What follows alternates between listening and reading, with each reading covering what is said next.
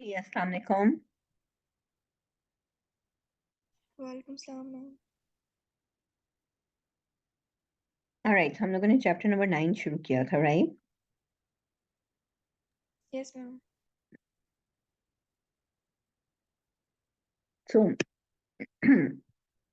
हमने last transformation process की बात की थी कि जो फैक्टर्स ऑफ प्रोडक्शन होते हैं, हमने चैप्टर 1 में भी पढ़े थे, फैक्टर्स ऑफ प्रोडक्शन, जिसमें आपका कैपिटल आ जाता है, आपके resources, material and your customers in term of information and your human resource and the knowledge and information that you have, उनको इस्तेमाल किया जाता है, उनमें वैल्यू एडिशन की जाती है, ठीक है।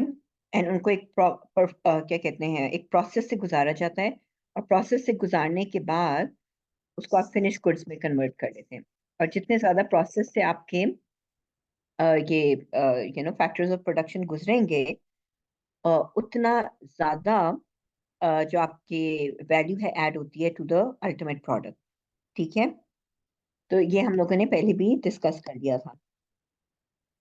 आगे बात करते हैं हम कि जो ऑपरेशंस मैनेजमेंट है, यानी कि जो आपका ऑपरेशनल मैनेजर होगा और वो फैक्ट्री को चला रहा होगा, मैन्युफैक्चरिंग को, तो उसने मेन उसका काम क्या है? रिसोर्सेज को फिनिश गुड्स में कन्वर्ट करना है, राइट? तो जब वो ये काम कर रहा होता है आजकल के बिजनेस एनवायरनमेंट में, क्योंकि आपको पता है कि कंपटीशन बहुत ज़्यादा है, right? And then you need operational efficiency. जितनी ज़्यादा एफिशिएंसी होगी, एफिशिएंसी का मतलब आपको मैंने बताया था, इनपुट वर्सेस आउटपुट, यानी कम इनपुट यूज करके ज्यादा से ज्यादा आउटपुट प्रोड्यूस करना। तो ऑपरेशनल एफिशिएंसी लाना, इम्प्रूवमेंट लाना अपने काम में, अपने ऑपरेशंस में, ये आपके ऑपरेशनल मैनेजर का काम होता है, राइट? तो उसके ऑब्जेक्टिव्स क्या होते हैं कि क्वालिटी के ऊपर फोकस करना है, जो भी आप गुड्स बना रहे हैं उसकी अच्छी क्वालिटी हो। कॉस्ट जो आपकी है मटेरियल एंड लेबर की, उसको कम से कम करें, मिनिमाइज करें। और ऐसी कॉस्ट जिससे आपके फिनिश प्रोडक्ट में कोई वैल्यू एडिशन नहीं होती है, जिससे कोई फायदा नहीं हो रहा है, आपका प्रोडक्ट बेहतर नहीं हो रहा है, इस तरह की कॉस्ट को एलिमिनेट करें, ठीक है, ताकि आपका प्रोडक्ट सस्ता बने। और अगर सस्ता बनेगा तो वो उसमें प्रॉफिट मार्जिन ज़्यादा होगा, या वो आसानी से सेल हो जाएगा। तो ये सारे गोल्स होते हैं आपके ऑपरेशनल मैनेजर के, ठीक है। तो इसमें ऑपरेशंस मैनेजर की फिर जिम्मेदारियां क्या क्या आती हैं, रिस्पॉन्सिबिलिटीज क्या क्या हैं? तो एक तो प्रोक्योरमेंट एंड परचेजिंग, क्योंकि प्रोडक्शन शुरू होने से पहले क्या ज़रूरी है, ये जो इनपुट है, इनपुट में क्या आता है? Again the labour as well, also the machinery, the factory and the material, ठीक है। तो ये जो है इनपुट, इसको एक्वायर करना ताकि आप इसको फिनिश गुड्स में कन्वर्ट कर सको, ठीक है। तो ये किसका रिस्पॉन्सिबिलिटी है? आपके ऑपरेशंस मैनेजर की। फिर प्रोडक्शन की प्लानिंग करना। तो प्लानिंग में क्या करना है? मैनेजर ने डिसाइड करना है how and when the goods will be produced, किस तरीके से आपने प्रोड्यूस करनी है और कब प्रोड्यूस करनी है, कब आपकी production will take place. Obvious बात है कि जब ऑर्डर्स आएंगे या जब डिमांड होगी प्रोडक्ट की, तो that's when you will produce the goods, right? और उसमें फिर आपकी जो मैन्युफैक्चरिंग फैसिलिटी है, मैन्युफैक्चरिंग फैसिलिटी का मतलब है जो फैक्ट्री होती है, उसका लेआउट क्या होगा? लेआउट कहते हैं नक्शे को। अ, नक्शा, नक I don't know how to write it, से होता है ना नक्शा, नक्शे को कहते हैं कि आपकी जो फैक्ट्री है उसमें फॉर एग्जांपल मशीन ए किधर लगी है, मशीन बी किधर लगी है, ठीक है। वर्क कैसे फ्लो करता है आपकी ऑर्गेनाइजेशन में, सारे फैक्टर्स जो हैं प्रोडक्शन की प्लानिंग, ये कौन कर रहा होता है? आपका प्रोडक्शन मैनेजर। फिर उसमें प्रोडक्शन प्लानिंग में आपका क्या क्या आ जाएंगे मेन चीजें? Types of production process, different types होती हैं, वो भी हम डिस्कस करते हैं। साइट की सिलेक्शन, साइट कहते हैं जगह, लोकेशन, कि आपकी फैक्ट्री किधर लोकेट होनी चाहिए। फैसिलिटी का लेआउट, फैक्ट्री के अंदर आपका नक्शा क्या होगा, ठीक है। जैसे घर घर में भी हमारे नक्शा होता है ना, कि बाथरूम इधर है, बेडरूम इधर है, किचन इस कॉर्नर में होगा, व्हाटसोएवर, राइट? उसी तरह फैक्ट्रीज का भी एक लेआउट होता है। And then of course resources को प्लान करना, ठीक हो गया। सो ये इनकी रिस्पॉन्सिबिलिटी में आता है। आगे हम बात करते हैं और क्या रिस्पॉन्सिबिलिटीज हैं। प्रोडक्शन को कंट्रोल भी करना। सो जाहिर बात है कि आपने जब प्रोडक्शन प्रोसेस आपका चल रहा होगा तो आपने स्केड्यूल करना है, मॉनिटर करना है एक्टिविटीज को, लोगों को भी एक्टिविटीज को भी। ठीक है, तो जब आपकी प्रोडक्शन हो रही है तो उन्हें क्या करना चाहिए? They must be open to feedback and respond to make changes where adjustments were needed. अगर आपको आके अपना आपका कोई एम्प्लॉई या लेबर कोई फीडबैक देता है कि there are certain issues with the production process and so on, तो आपको वो फीडबैक लेना चाहिए as a manager, so that you know कि what are the issues and you can resolve the issues. ठीक हो गया? And also they have to see कि परचेजिंग ऑफ रॉ मटेरियल्स और हैंडलिंग ऑफ इन्वेंटोरीज कैसे हो रहा है, क्योंकि आपने प्रोडक्शन को जब कंट्रोल करना है तो you need to have the raw material in place, आपके पास अवेलेबल हो। इन्वेंटोरी को आपने हैंडल कैसे करना है, कब इन्वेंटोरी आएगी वेयर हाउस में, कब इन्वेंटोरी जाएगी।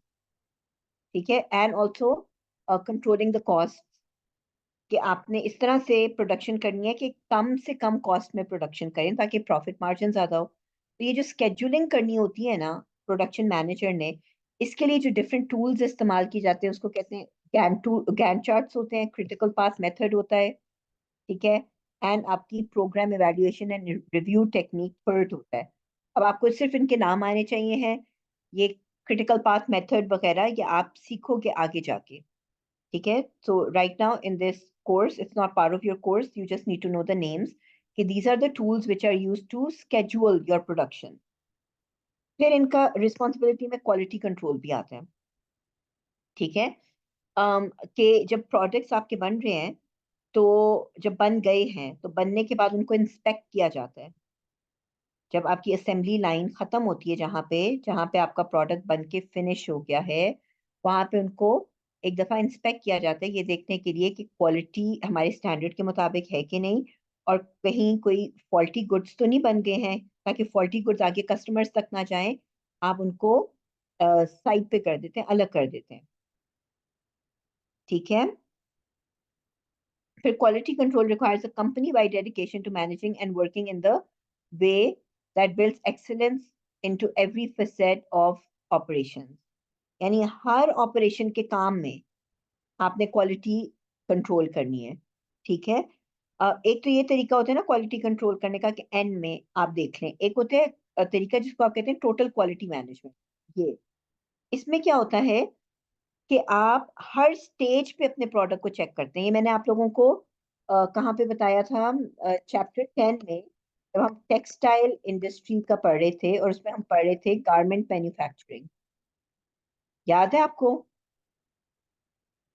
तो इसमें मैंने बताया था कि हर स्टेज के ऊपर आप गारमेंट को चेक कर लें कि अगर कपड़े में कोई गलती है तो उसको कटिंग में ना भेजें, अगर कटिंग हो गई है और कटिंग में कोई प्रॉब्लम है तो उसको स्टिच ना करें, अगर स्टिचिंग में कोई प्रॉब्लम है तो उसको आगे ना भेजें बटन लगाने के लिए, पैकिंग करने के लिए, सो ऑन। तो ये डिफरेंट आपके टेक्निक्स इस्तेमाल की जाती हैं ताकि आपकी क्वालिटी मेंटेन हो। तो इसमें जो टेक्निक्स इस्तेमाल करते हैं TQM है, total quality management, and 6 sigma. और आपके कुछ इंडस्ट्री के स्टैंडर्ड्स होते हैं, हर इंडस्ट्री के अपने स्टैंडर्ड्स होते हैं। टेक्सटाइल के अपने होंगे, फार्मास्यूटिकल के अपने स्टैंडर्ड्स होंगे। So some of the standards which are followed in manufacturing businesses are ISO 9000 and ISO 14000। अक्सर अगर आप कोई प्रोडक्ट खरीदोगे ना, जो प्रोडक्ट की बैक साइड पे स्टिकर सा लगा होता है ना, उस पर इंफॉर्मेशन दी होती है, उसमें लिखा होता है कि ISO 9000 सर्टिफाइड, ISO 14000 सर्टिफाइड, ये लिखा होता है उस पे।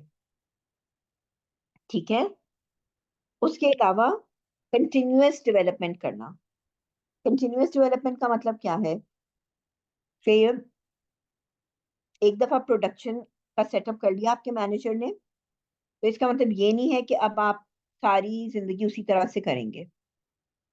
अगर काम के तरीकों में, मेथड्स, वर्क मेथड्स में कोई बेहतर तरीका आ गया है, कोई मशीनरी आ गई है, कोई नई टेक्नोलॉजी आ गई है, काम करने का तरीका बदल गया है, तो आपकी ऑर्गेनाइजेशन को भी क्या करना चाहिए? ऑपरेशंस मैनेजर उसको जो मैन्युफैक्चरिंग है उसमें ये चीजें इम्प्लीमेंट करनी चाहिए।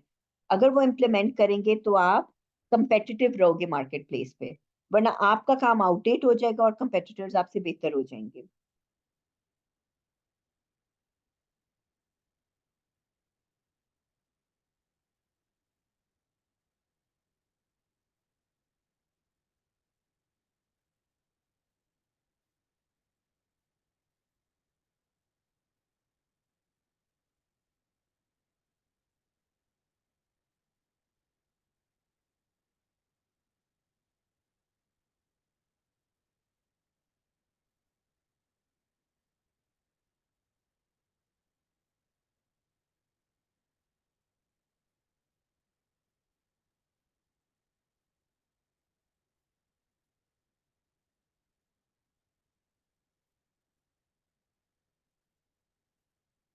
ऑलराइट, उसके अलावा प्रोडक्शन की प्लानिंग आपको बताया कि किसका काम है, आपके ऑपरेशंस मैनेजर का काम है। ठीक है, कि आप पहले ही अपने गोल सेट करें and then you find the best production methods जो इस्तेमाल हो सकते हैं उन गोल्स को अचीव करने के लिए। ठीक हो गया? ताकि एक कॉन्फ्लिक्ट आ जाता है ना प्रोडक्शन में, कि अगर आप क्वालिटी अपनी बेहतर करने की कोशिश करते हो तो कॉस्ट ज्यादा हो जाती है, और अगर आप कॉस्ट कम करने की कोशिश करते हो तो क्वालिटी भी आपकी डिटेरियोरेट हो जाती है। अब मसला ये है कि कस्टमर चाहता है कि क्वालिटी अच्छी हो और कॉस्ट कम हो। ठीक है, तो अब ये कॉन्फ्लिक्ट आ रहा है गोल्स में। अब इसको अचीव करना किसका काम है? आपके ऑपरेशन मैनेजर का काम है। और ये डिफिकल्ट है, it is difficult to achieve this goal. इसलिए पहले से आपके ऑपरेशंस मैनेजर ने क्या करना होता है? प्लानिंग करनी होती है। अब प्लानिंग फेजेस में क्या होता है? प्लानिंग फेज में आपकी 3 किस्म की प्लानिंग की जाती है। एक तो होती है लॉन्ग टर्म प्लानिंग, जिसका frame work is from frame time frame is from 3 to 5 years की प्लानिंग।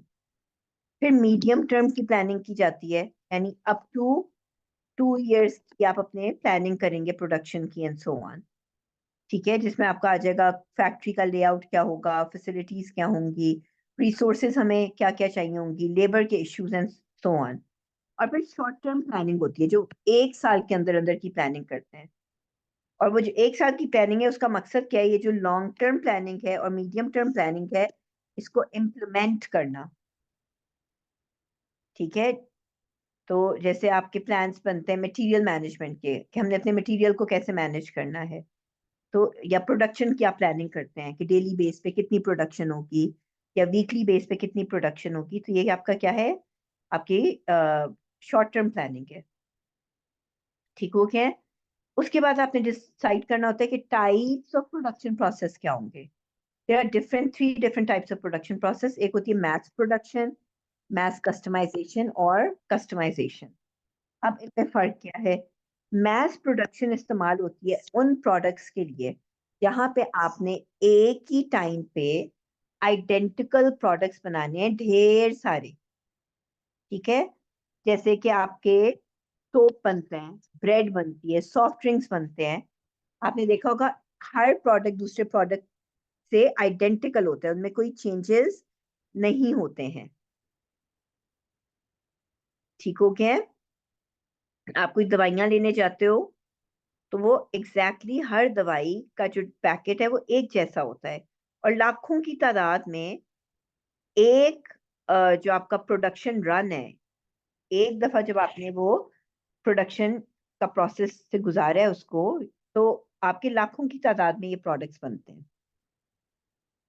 ठीक हो गया? तो उसको आप क्या कहते हैं? मैस प्रोडक्शन, यानी आइडेंटिकल गुड्स, और ज्यादा मैस क्या होता है? ज्यादा ज्यादा क्वांटिटी में प्रोड्यूस करने के लिए। दूसरा तरीका क्या होता है? उसे आप कहते हैं मैस कस्टमाइजेशन। मैस कस्टमाइजेशन का मतलब क्या है? कि goods are produced using using mass production technique, लेकिन up to a certain point. जैसे फॉर एग्जांपल कंप्यूटर्स हैं, लैपटॉप है, डेल का है, एचपी का है। एट अ सर्टेन पॉइंट एक ही प्रोसेस से आपके कंप्यूटर्स गुजरते हैं, और बिल्कुल टुवर्ड्स द एंड आप उनको थोड़ा सा कस्टमाइज कर देते हो, कि कुछ आप जो कंप्यूटर्स हैं डेल के वो ब्लैक कलर के होते हैं, कुछ सिल्वर कलर के होते हैं, कुछ वाइट कलर के होते हैं। तो टुवर्ड्स द एंड आप थोड़ी सी कस्टमाइजेशन कर देते हो। ठीक है, अगेन एक और एग्जांपल, आपके मोबाइल फोन्स। आपने देखा होगा एक ही मोबाइल फोन में डिफरेंट कलर्स आते हैं, वो क्या है? Mass customization. या इट कुड बी फर्नीचर, अगर आप बना रहे हैं तो फर्नीचर सारा मशीनों पे बन रहा है, ऑटोमेटेड बन रहा है, उसके स्ट्रक्चर वगैरह सब कट हो गया है। सिर्फ एंड में कस्टमर के ऑर्डर के अकॉर्डिंग आप उस पे किस रंग का कलर चढ़ाना है, किस रंग का लेदर चढ़ाना है, वो आप डिसाइड कर लेते हो। वहां पे आप कस्टमाइजेशन कर लेते हो। ठीक है, और फिर आपकी कस्टमाइजेशन। कस्टमाइजेशन का मतलब है कि हर ऑर्डर जो आपके पास आएगा वो एक यूनिक ऑर्डर होगा, तो आप मैस में प्रोडक्शन नहीं कर सकते। जैसे अगर एक कंस्ट्रक्शन कंपनी है और उनके पास ऑर्डर्स आते हैं घर बनाने के, ठीक है, तो मिस्टर ए जाता है अपना घर बनवाने, मिस्टर ए कहते हैं मुझे 5 बेडरूम का घर चाहिए। मिस्टर बी जाता है, मिस्टर बी कहते हैं मुझे 3 बेडरूम चाहिए हैं और मुझे 5 मरले का घर चाहिए। मिस्टर ए कहते हैं मुझे 1 कनाल का घर चाहिए, एंड सो ऑन। बात समझ आइए आपको? तो हर घर का नक्शा अलग होगा, हर घर में आपके पेंट अलग कलर का होगा, अब कस्टमर की रिक्वायरमेंट के मुताबिक। हर घर में टाइल्स डिफरेंट टाइप की लगी होंगी, again depending on what the customer wants. या इसकी एक और एग्जांपल है, जो शादी के कार्ड नहीं प्रिंट होते हैं,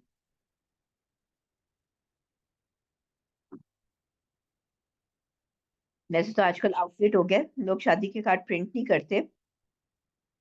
people have become very intelligent, so what they do is के वो, हाँ बता के रही थी आपको, व्हाट दे डू इज के आजकल आपके ई कार्ड्स होते हैं, एक पोस्ट सी बनाते हैं, ग्राफिक्स सा, उसके ऊपर सारा डिटेल्स होती हैं और वो व्हाट्सएप के ग्रुप्स में भेज देते हैं। आसान हो गया ना काम, पैसे भी बच जाते हैं, एनवायरमेंटली फ्रेंडली भी है, पेपर भी नहीं जाया होता, क्योंकि शादी के कार्ड्स लोग पढ़ के क्या करते हैं, डस्टबिन में फेंक देते हैं ना, कचरे में। तो अगर कोई शादी का कार्ड प्रिंट करवाने जाता है प्रिंटर्स के पास, तो हर जो कार्ड होगा उसमें उसका डिजाइन फर्क होगा, कलर फर्क होगा, उसमें डिटेल्स जो मेंशन करनी है, नाम, डेट, टाइम, वेन्यू, वो फर्क होगा।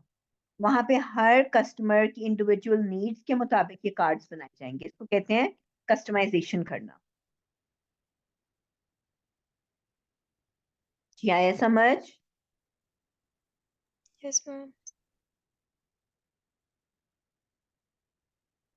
अब इसमें भी आपके मैन्युफैक्चरिंग में मजीद आप 2 किस्म के प्रोसेस में इसको डिवाइड कर सकते हैं। एक आपकी होती है प्रोसेस मैन्युफैक्चरिंग। प्रोसेस मैन्युफैक्चरिंग में क्या होता है कि आपका जो बेसिक इनपुट्स हैं उनको आप 1 और मोर आउटपुट्स में कन्वर्ट करते हो। ठीक है, जैसे फॉर एग्जांपल गंदम है, वीट, वीट को आप डिफरेंट प्रोसेसेस से गुजारोगे ना, तो वीट से ही आपका मैदा बनता है, जिसको आप वाइट फ्लावर कहते हैं। मीट से ही आपका क्या कहते हैं, सादा जो आटा होता है वो बनता है, जिसको आप होल व्हीट फ्लावर कहते हैं। और व्हीट से ही आपका दलिया भी बनता है, ठीक है, पॉरेज तो बोलते हैं। और व्हीट से ही आपकी सूजी बनती है, जिसको आप सेमोलिना कहते हैं, मेरे ख्याल सेमोलिना, सेमोलिना ही कहते हैं मेरे ख्याल से, राइट। एनी हाउ, यानी आपने जब एक ही आपका ये इनपुट है, इसको आपने डिफरेंट प्रोसेसेस से गुजारा, तो अल्टीमेटली क्या बना, डिफरेंट प्रोडक्ट्स बन गए। ठीक है, और फिर आपकी होती है असेंबली मैन्युफैक्चरिंग, जहां पे आप बेसिक इनपुट्स को इधर कंबाइन करते हैं या क्रिएट करते हैं and transform it into an output. अगर आप एयरप्लेन देखो, तो जो एयरप्लेन है उसकी आप असेंबलिंग करते हो, उसमें आपके थाउजेंड्स ऑफ पार्ट्स होते हैं।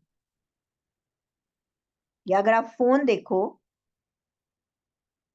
फॉर एग्जाम्पल आपका फोन है, स्मार्टफोन, उसकी स्क्रीन होती है, उसका रैम होता है, उसमें रोम होता है, उसमें आपके सॉफ्टवेयर होता है, उसकी बॉडी होती है, उसका कैमरा होता है। एट टाइम्स आप देखोगे कि ये सारे अलग अलग, फोन एक है, जैसे आईफोन है फॉर एग्जांपल, आईफोन, आईफोन की स्क्रीन कौन बना के दे रहा है, सैमसंग वाले। RAM and ROM for example हम कहते हैं इंटेल वाले बना के दे रहे हैं। आई डोंट नो आईफोन का कौन बना रहे हैं, बट लेट्स सपोज। सॉफ्टवेयर उनका अपना है, आईओएस। बॉडी कहीं और से बनवा रहे हैं, ठीक है, कैमरा किसी और कंपनी का है। तो इन सब प्रोडक्ट्स को, इन सब कंपोनेंट्स को बना के या बनवा के, उनको क्या करते हैं, आपस में असेंबल कर देते हैं। इसको क्या कहते हैं? Assembly manufacturing. क्या है समझ? Yes, ma'am.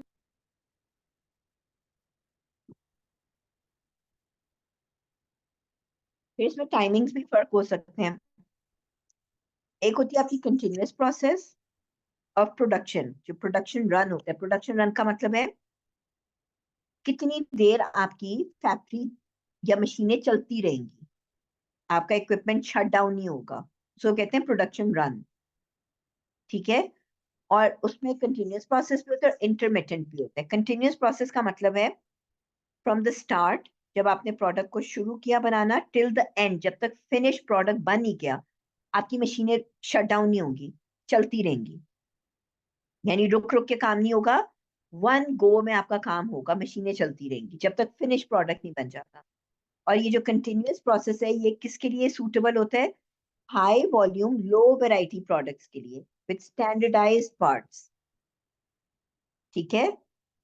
जिसमें कोई वैरायटी नहीं है, लेकिन आपने हाई वॉल्यूम में प्रोडक्शन करनी है, जैसे सोप है फॉर एग्जांपल, जैसे पेपर है, जैसे आपके ग्लास है। एक ही गो में आपकी मशीनें चलती हैं। फिर आपकी होती है इंटरमिटेंट प्रोसेस। इंटरमिटेंट का प्रोसेस का मतलब होता है शॉर्ट प्रोडक्शन रन होते हैं, थोड़ी थोड़ी देर के लिए, फिर बंद होती है प्रोडक्शन, फिर नया बैच बनता है, फिर बंद होती है, फिर नया बैच बनता है। तो आमतौर पे ये आपकी उन प्रोडक्ट्स के लिए इस्तेमाल होगा जहां पे आपकी मैस कस्टमाइजेशन या कस्टमाइजेशन हो रही होगी। जैसे गाड़ियां बन रही हैं, और गाड़ियां जो आपकी करोला बन रही है फॉर एग्जाम्पल, करोला बन रही है, और करोला में डिमांड है रेड कलर बनाना है, ब्लैक बनाना है, येलो बनाना है, एंड सो ऑन। आपने जी 10 गाड़ियां बनानी है। ठीक है। इसमें से आपने 3 जो है रेड बनानी थी, 3 ब्लैक और 4 येलो बनानी थी। तो जब तक बॉडी बन गई, ठीक है, वहां तक आपकी मैस प्रोडक्शन हो रही होगी। फिर जब पेंट की बारी आएगी तो आपकी मशीनों को बंद किया जाएगा। पहले रेड पेंट डालेंगे और सारी गाड़ियों को रेड पेंट करेंगे, 3 गाड़ियों को। फिर आपकी प्रोडक्शन प्रोसेस दोबारा रुकेगा। फिर ब्लैक पेंट डालेंगे, फिर 3 गाड़ियों को ब्लैक पेंट करेंगे, फिर प्रोडक्शन प्रोसेस रुकेगा। फिर येलो पेंट डालेंगे और 4 गाड़ियों को येलो पेंट करेंगे। यानी आपका प्रोडक्शन प्रोसेस कैसे कंप्लीट हुआ है? रुक रुक के। जो इंटरमीडिएट प्रोसेस है, इसको आप जॉब शॉप्स भी कहते हैं, जॉब शॉप्स। ठीक है। जहाँ पे आपकी हर जॉब है वो फर्क होती है। जी आए समझ? Yes, ma'am. फिर और क्या डिसाइड करना है आपके प्रोडक्शन मैनेजर ने कि लोकेशन क्या होगी आपकी फैक्ट्री की? आपकी हर जो जगह है ना, हर जो लोकेशन है, वहां पे आप फैक्ट्री नहीं बना सकते। ठीक है। और अगर आप गलत जगह फैक्ट्री बना लोगे तो फैक्ट्री पोर्टेबल तो नहीं होती है ना। जैसे लैपटॉप पोर्टेबल होता है, उसको उठा के आप कहीं भी ले जाओगे। तो फैक्ट्री पोर्टेबल तो नहीं होती कि आपने एक दफा फैक्ट्री बना लिया, अब आप कहते हो नहीं यार ये लोकेशन अच्छी नहीं है, तो चलो फैक्ट्री को मूव करते हैं। ठीक है। तो एक दफा आपने फैक्ट्री बना ली तो उस पर आपने बहुत ज्यादा कैपिटल इन्वेस्टमेंट की होगी, बहुत महंगा पड़ा होगा आपको फैक्ट्री बनाना। ठीक है। तो इस वजह से पहले ही सही लोकेशन डिसाइड करके मैन्युफैक्चरिंग फैसिलिटी सेटअप करनी है। और उसमें राइट डिसीजन लेने के लिए आपने सेवरल फैक्टर्स को कंसिडर करना है। पहला फैक्टर क्या है? Access to the production resources. यानी ऐसी जगह पे फैक्ट्री बनाए जहां पे आपको आसानी से मटेरियल मिल जाए, पार्ट्स मिल जाए, इक्विपमेंट मिल जाए, और ह्यूमन रिसोर्स मिल जाए। तो ह्यूमन रिसोर्स आपको आमतौर पे कहाँ ज्यादा आसानी से मिलती है? लेबर। जो आपके पॉपुलेटेड एरियाज होते हैं, जहाँ पे पॉपुलेशन ज्यादा होगी। अब आप कहते हैं नहीं मैंने तो जंगल में जाके फैक्ट्री बनानी है। ठीक है। तो अगर आप जंगल में जाके फैक्ट्री बनाएंगे तो वहां पे लेबर कैसे आएगी? ठीक है। तो प्रोडक्शन, आपकी जो रिसोर्सेस हैं, इनपुट जो है वो एक्सेसिबल होना चाहिए आपके फैक्ट्री के लिए। आसानी से आपको मटेरियल मिल जाए, आसानी से आपको लेबर मिल जाए, आसानी से आपको इक्विपमेंट मिल जाए। दूसरा आपने क्या देखना है कि मार्केट से करीब हो, proximity to the customers and competitors. अगर आप मार्केट से करीब होंगे तो आपकी कंपनी की जो ट्रांसपोर्टेशन कॉस्ट है वो क्या हो जाएगी, कम हो जाएगी। जितना आप मार्केट से दूर होंगे उतना ज्यादा टाइम भी लगेगा और पैसे भी लगेंगे आपके प्रोडक्ट को फैक्ट्री से मार्केट तक पहुंचाने में। और जितना मार्केट के करीब होगी आपकी फैक्ट्री, उतना टाइम भी कम लगेगा और ट्रांसपोर्टेशन कॉस्ट भी कम होगी।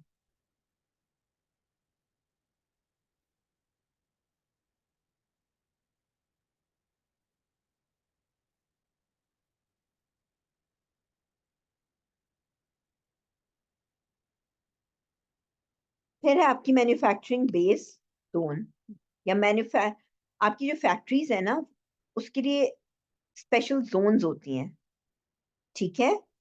यानी कि फॉर एग्जांपल डीएचए है ना, लाहौर का डीएचए, यहाँ पे अलाउड ही नहीं है। इट इज नॉट अलाउड कि आप फैक्ट्रीज लगाएं। तो आपने अगर वहां पे जमीन खरीदी कि जी हम यहाँ फैक्ट्री लगाएंगे, लॉ ही नहीं आपको इजाजत देता, उनके बाय लॉज डीएचए के।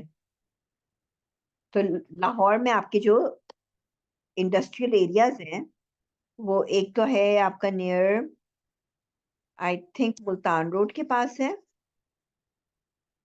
ठीक है। एक है आपका सुंदर एस्टेट रायवन के पास, और एक है आपका कोट लखपत में आपकी ज्यादा फैक्ट्रीज आपको मिलेंगी। यानी आप कहीं भी मुंह उठा के फैक्ट्री नहीं लगा सकते, आपको इंडस्ट्रियल जोन्स में फैक्ट्री लगानी होती है। तो ये डिसाइड करना कि मैन्युफैक्चरिंग जोन है कि नहीं है, फिर आप फैसला कर सकते हैं कि हमने लोकेशन क्या रखनी है। जी आया समझ?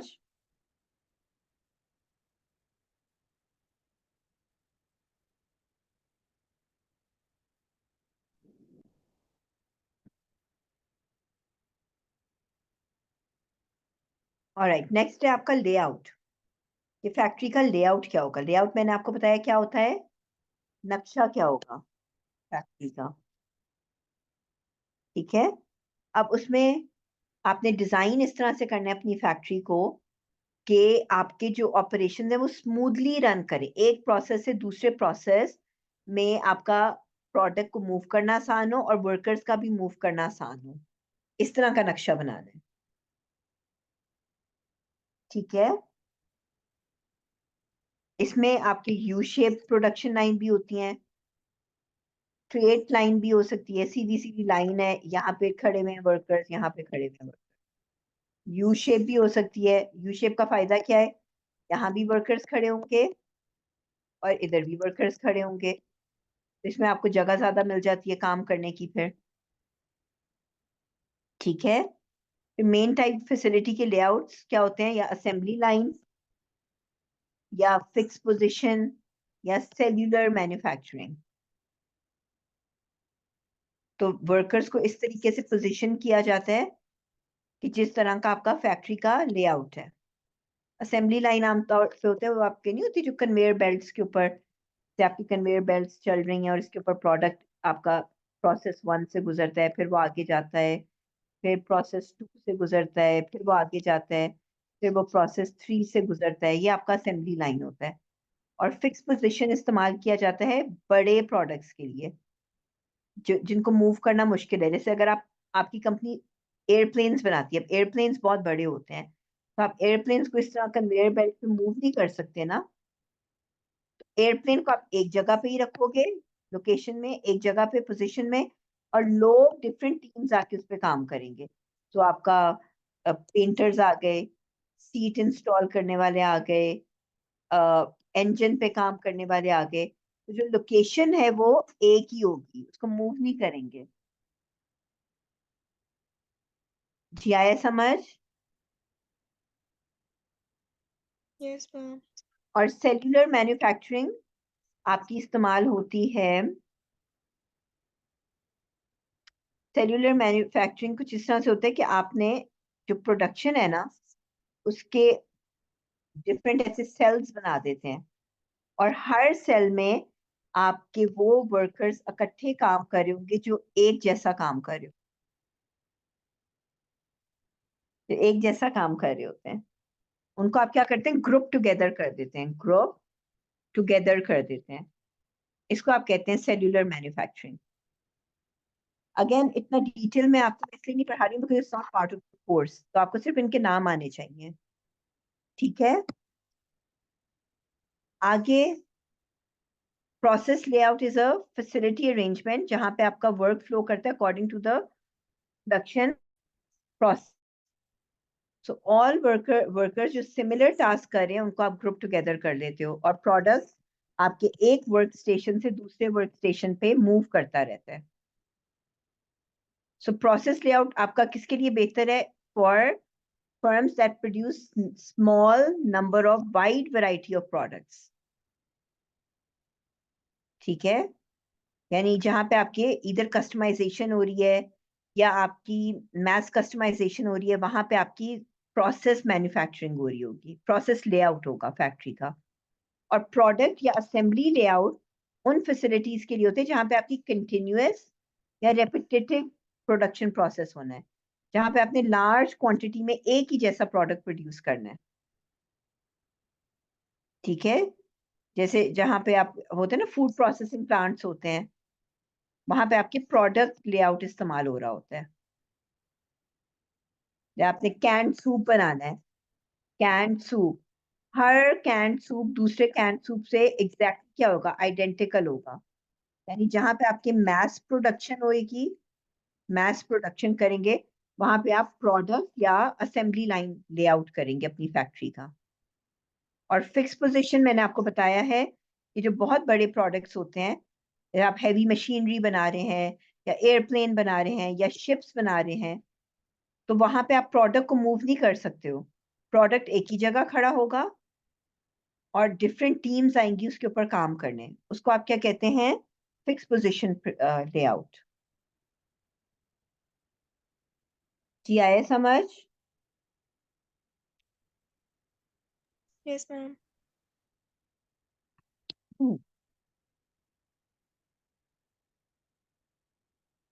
ऑलराइट, और कौन से आपके रिस्पॉन्सिबिलिटीज होती हैं ऑपरेशंस मैनेजर्स की, रिसोर्स की प्लानिंग करना एंड सप्लाई चेन मैनेजमेंट करना। सप्लाई चेन मैनेजमेंट कुछ याद है आपको, मैंने पढ़ाया था चैप्टर नंबर 10 में, क्या होता है?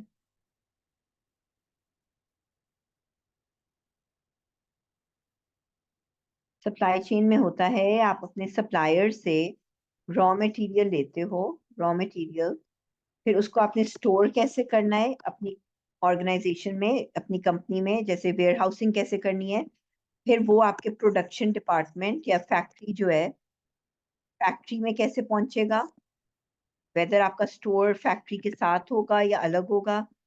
फिर प्रोडक्शन जब फैक्ट्री में आ गया तो उसमें आपके प्रोसेस से कैसे गुजरेगा, प्रोसेस से गुजर के जब आपकी फिनिश गुड्स बनती हैं तो फिर वो किस तरह से ट्रांसपोर्ट किया जाएगा टू द अल्टीमेट कस्टमर। ये पूरे के पूरी आपकी क्या है, सप्लाई चेन।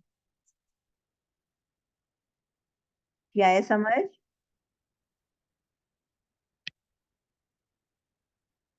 तो सप्लाई चेन किसने किसने करना है, उसके डिसीजंस किसने लेने हैं, आपका ऑपरेशन मैनेजर लेता है, ठीक है। तो यानी कि आपका जो मटेरियल है, मटेरियल कैसे एक्वायर करना है, कहाँ से आएगा, पार्ट्स अगर आपने खरीदने हैं बने बनाए या कंपोनेंट्स, वो कैसे आएंगे जो आपके फिनिश प्रोडक्ट का हिस्सा बनेंगे, कितनी क्वांटिटी चाहिए होगी फिनिश गुड्स की, कितनी फिनिश गुड्स आपने प्रोड्यूस करनी है, तो जाहिर बात है वो फोरकास्ट की जाती हैं। और फोरकास्ट आमतौर पे किस बेसिस पे की जाती है, पास्ट सेल्स की बेसिस पे। ये फोरकास्टिंग का काम जो है ये खैर प्रोडक्शन मैनेजर्स नहीं कर रहे होते, फोरकास्टिंग का काम मेनली जो आपके मैनेजमेंट अकाउंटेंट्स होते हैं वो करके देते हैं। लेकिन इस फोरकास्ट के मुताबिक प्रोडक्शन की प्लानिंग करनी होती है। फिर की डिसीजंस लेने होते हैं। की का मतलब क्या है, मेन डिसीजंस। तो मेन डिसीजंस में आपके मेक और बाय भी आ जाते हैं, मेक और बाय। मेक और बाय का मतलब है फिर ऐसे आईफोन है, आईफोन जो अपनी स्क्रीन है, स्क्रीन एक काम है कि वो खुद बना लें, मेक करें, और एक तरीका है कि वो किसी और से बाय कर लें। फॉर एग्जाम्पल हम कहते हैं अगर मेक करते हैं तो इट कॉस्ट देम $10, चलो कम हो गया, आईफोन महंगा है, let's do $50. If they make it, it costs them $50. But if they buy it from another company, जैसे they're already buying it from Samsung, it costs them $40. Any intelligent business person would decide कि हमें buy कर लेना चाहिए instead of making it in-house. ठीक है, तो इस तरह के फैसले भी ऑपरेशन मैनेजर कर रहे होते हैं। फिर आउटसोर्सिंग करना, आउटसोर्सिंग के कुछ काम ऐसे होते हैं जो आपको खुद करने की जरूरत नहीं है, आप उसको क्या कर सकते हैं, आउटसोर्स कर सकते हैं। जैसे फॉर एग्जांपल पैक है, पैक का मेन काम क्या है, एजुकेशन प्रोवाइड करना। लेकिन एजुकेशन प्रोवाइड करने के लिए because students come in the morning and they leave in the evening, तो जरूरी है कि वहां पे there needs to be a canteen because the students get hungry. अब वो कैंटीन को खुद पैक वाले नहीं चलाते क्योंकि दैट्स नॉट देयर कोर, उनकी कॉम्पिटेंस नहीं है, this is not there core competence. तो ये कैंटीन का काम उन्होंने क्या किया है, किसी को ठेके पे दे दिया, आउटसोर्स कर दिया। ठीक है, तो इसी तरह फैक्ट्री के बहुत से काम होते हैं जो कि वो खुद कर रहे होंगे और कुछ काम ऐसे होंगे जो वो आउटसोर्स कर देंगे। एंड देन इन्वेंटोरी को मैनेज करना, कब इन्वेंटोरी आएगी, कहाँ पे उसको स्टोर करना है, एंड सो ऑन, ये भी सारे आपके सप्लाई चेन मैनेजमेंट में आता है। तो अगर सप्लाई चेन मैनेजमेंट आपकी सही तरीके से की जाए तो फिर स्मूथ ट्रांजिशन होती है, यानी जो जिन प्रोसेसेस से आपका प्रोडक्ट या मटेरियल गुजर रहा है टू मेक अ प्रोडक्ट, वो स्मूथली हो जाएगा। और अगर आपकी सप्लाई चेन स्मूथ होगी तो इसका मतलब है the time taken to complete an order कम हो जाएगा और आप जल्दी अपने कस्टमर को प्रोवाइड कर दोगे जो उनका ऑर्डर है। So you will deliver the order on time, so your customers will be satisfied. जी आया समझ? और सप्लाई चेन मैनेजमेंट में बिकॉज हमने कहा है कि इसमें ये शुरू कहाँ से होती है, आपके सप्लायर से। ये सप्लायर आपको रॉ मटेरियल देता है।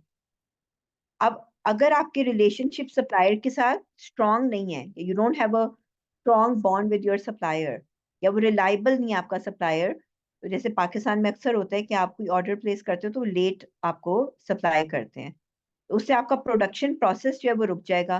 और अगर प्रोडक्शन प्रोसेस रुकेगा तो you might be late in delivering the products to the customer, and then you will have disgruntled customers. ठीक है, गुस्सा होंगे आपके कस्टमर्स, डिससैटिस्फाई हो जाएंगे। तो इसके लिए जरूरी क्या है कि आपका बॉन्ड अपने सप्लायर्स के साथ बहुत अच्छा होना चाहिए है, और आपके जो सप्लायर्स हैं वो क्या होने चाहिए, रिलायबल होने चाहिए। कि जब ऑर्डर प्लेस करें आप उनके साथ, जो भी वो आपको डिलीवरी की डेट देंगे उस डेट पे वो आपको सामान पहुंचा दें। ठीक है समझ?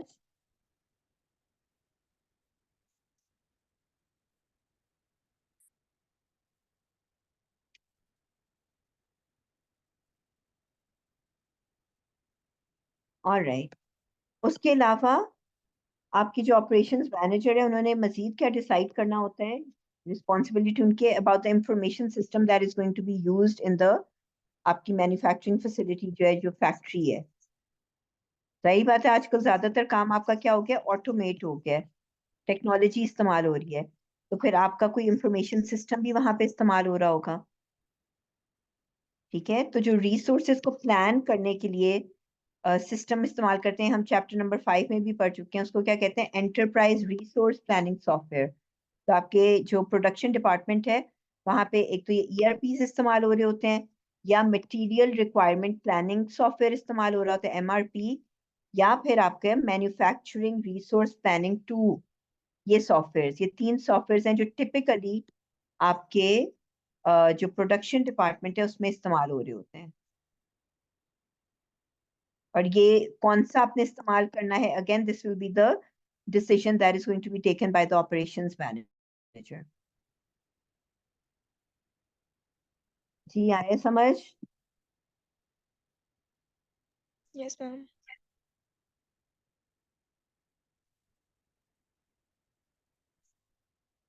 अभी ये जो इंशाल्लाह नेक्स्ट टॉपिक है, भी हम सुबह की क्लास में कवर कर लेंगे, ठीक है?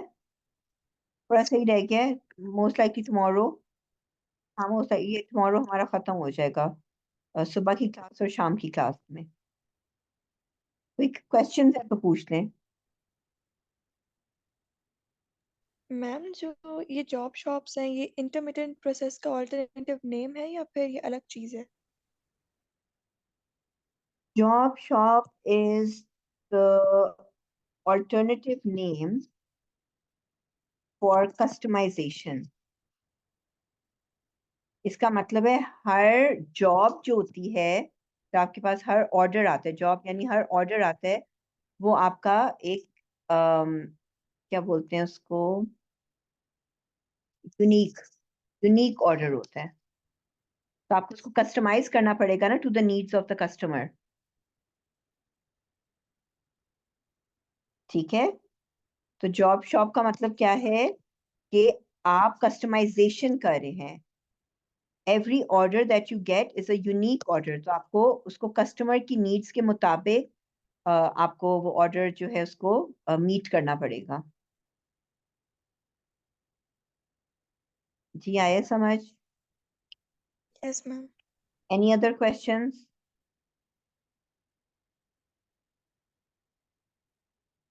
चलिए फिर, that's it for today. I will see you in the class tomorrow, physical class है कल। ओके बच्चों, अल्लाह हाफिज।